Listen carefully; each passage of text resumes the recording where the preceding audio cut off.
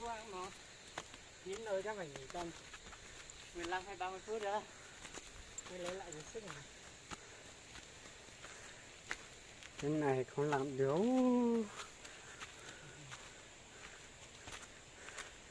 Đi hết con đường mới này mệt quá. Ô, ô chứ hai gốc cây to kêu lúc khi nào mới đánh nơi ấy.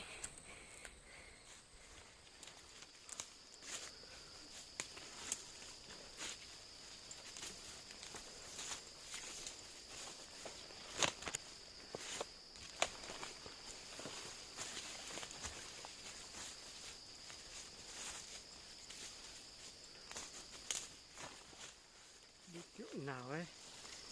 Đầu đầu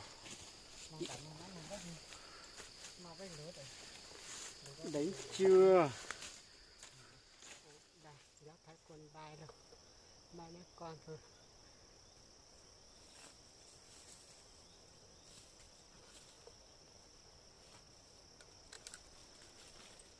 Thôi, một tí bắt đầu rào.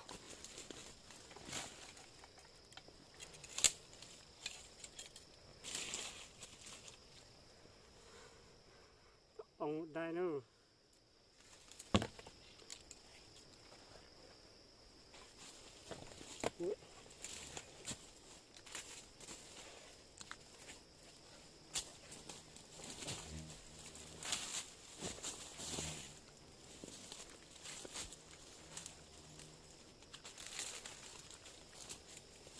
Quả rụng tê.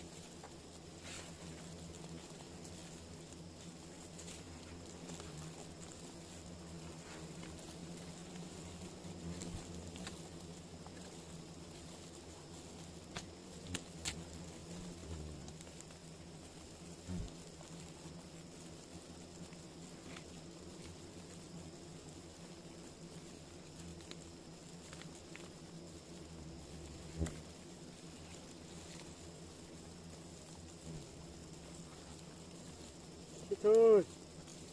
Xong này. Chuyện này thôi.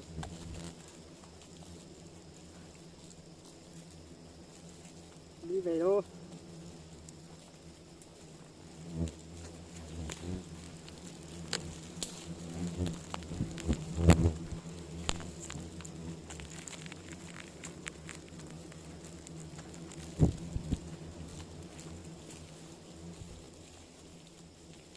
Bây giờ không có ai quay đâu, về một tí đó.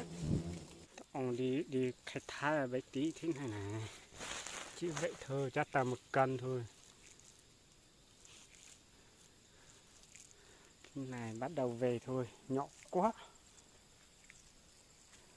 Mệt cũng khỉ luôn.